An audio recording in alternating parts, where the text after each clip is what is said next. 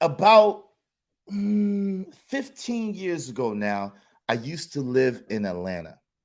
And anybody know about Atlanta, you know that Atlanta traffic is crazy. Yo, Atlanta traffic is off the chain. Oh, Lord. 75, 85, 280, I-20, 285, excuse me, I-20. It don't matter. Atlanta traffic is off the chain, right? Atlanta traffic is crazy, especially in certain places, right? And at certain times, yo, Shatera said I'm stuck right now. Yo, shout out to you. God bless your heart, Shatera. God bless your heart, man. I already know how it goes. I know how it goes down in the A. Yo, you be sitting there. Yo, you can stay 15 minutes away from where you're going and it'll take you 45 minutes. They say add at least a half an hour to wherever you're going in the A. Okay, so those that know, right? So Atlanta traffic be crazy, crazy, crazy.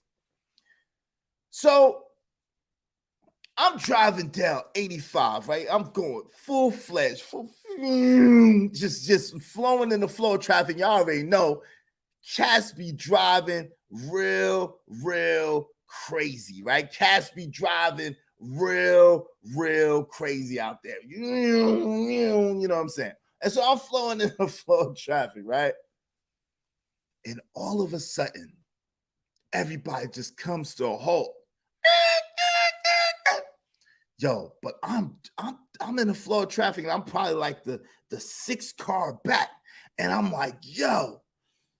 So I gotta dip off the road real quick to keep from smashing people in the back full fledged. So I dip off. It's like on the shoulder of the road, and it's like, and the car that I was driving was effed all the way up. It was effed all the way up. And guess what, y'all?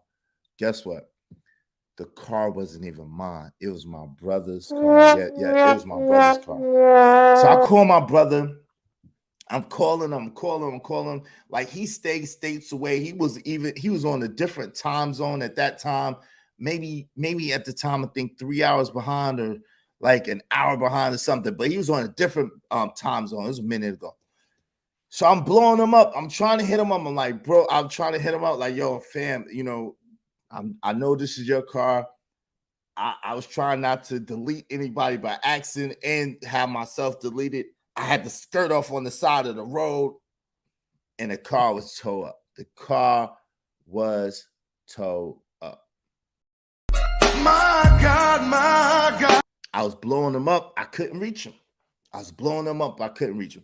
And if y'all know anything, even though Atlanta area, let's just say Atlanta area, because I wasn't exactly in Atlanta at that time, but I was in the Atlanta area, like the outskirts. Y'all already know what it is. So you know that Georgia police act a certain type of way sometimes. Y'all know, those that know that Georgia police can act a certain type of way sometimes. So I'm sitting there, I'm waiting for my homie to come get me. You know what I'm saying? One of my peoples, he stayed a little ways, it take a minute. So I'm waiting. So the police pull up behind me. Hey, what's going on? I said, well, listen, this woman stopped in the middle of the street. And guess what? The woman who stopped in the van, this chick just kept going. It seemed like she was waiting for me to crash. And as soon as I go into the ditch, mess up the car, she just drive off like nothing happened, fam. I don't know if someone was in the middle of the street. I don't know if she seen a damn animal. I don't know what the hell, but she just stopped in the middle of the damn highway and almost caused a 6-car pileup. So she just drives away like nothing happens. So I'm sitting there, I'm waiting for my homie to come get me because the car ain't gonna move. It's not moving. Calling my brother frantically, trying to get up with him because this is his car. And it was his baby. He loved the car. So I'm like, yo, I'm trying to hit my brother up. Shit. And so I couldn't reach him. And so the police came and the police was like, hey, look, what happened. I told him what happened. And he like, okay. So he asked for my license and stuff. I give him my stuff. His insurance. So he's like, all right. He's like, look, you can't leave this car here. We're gonna tow it because at night other cars can't see this car. It's a black car, and they could crash into the car, and that we can't have that. So you got to move the car. So my spidey senses was tingling. I'm talking about they was tingling. It was going crazy. I'm like, yo, something ain't right about this situation. So I keep calling my brother. I keep calling. I'm blowing him up. I'm blowing him up. I'm blowing him up. Can't reach him. Spidey senses going crazy. So finally, reluctantly, because I couldn't reach my brother, I had to let them tow the car, right? So they towed the car. Now, mind you, I had stuff in the car, all types of stuff. My brother had stuff in his car too. So they towed the car. My homie finally come. He picked me up.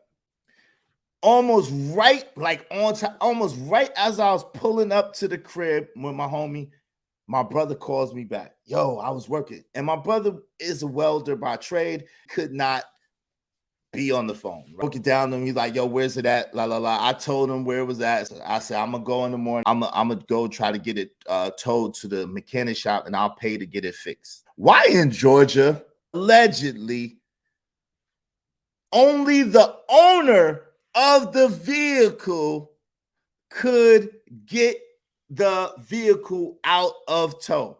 Only the owner had to be physically there, allegedly, to get the vehicle out of tow. You lost your rabbit ass mind. So I gave my brother the info. I told him what's going on. And no matter what my brother said, them people would not release the car to me for the car to get fixed. They wanted him to physically come down there in order to get the car taken away. Nigga, what? And I'm like, yo.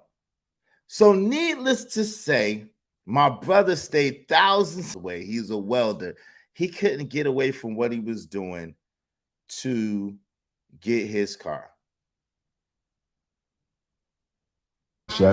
During this stream, $ Israel Mills, $ Israel.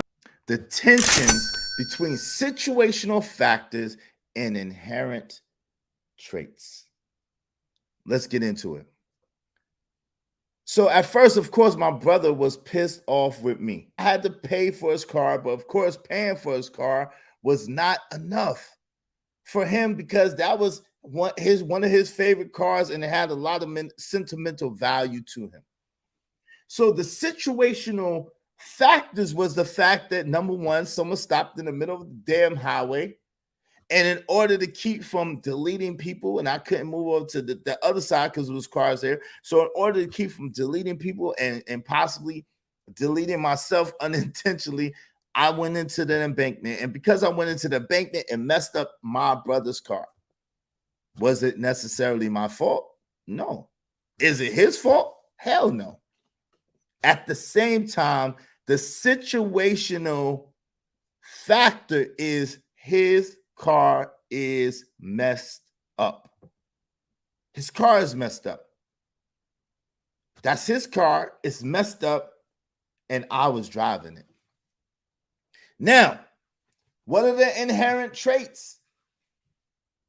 What are the inherent traits? If I was a person that was dishonest, if I was a person that was jealous-hearted, if I was a person that had a certain track record, he might have felt a certain type of way. Or if he superimposed his bad traits upon me, that could also be a reflection of an inherent trait that would further piss him off and further want to have retribution upon me. Are y'all smelling what I'm telling? Y'all following me so far? We on the same page? Shout out to Judah Israel. I would be worried about you instead of a car. I appreciate you, brother. But yeah, I was fine. I was fine. The car was not fine. I was good. The car was not good. Shout out to my man Raj Will in the building. Yep. when the car is impounded. Yep. And it wasn't supposed to be impounded. It was supposed to just been towed, but I didn't know that the slick trooper did some slick shit. These stories are reminders. The names have been changed to protect.